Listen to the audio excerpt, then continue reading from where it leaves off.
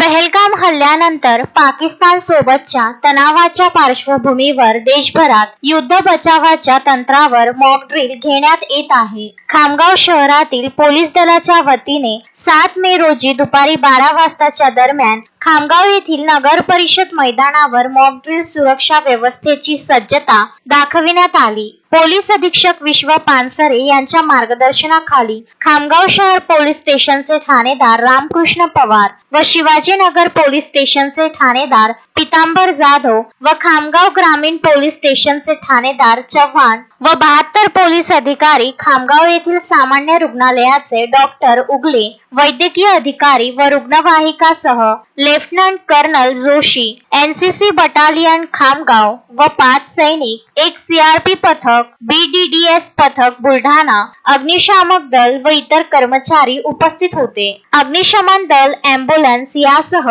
सशस्त्र दलाच्या जवानांसोबत पोलिसांनी प्रात्यक्षिक सादर केले।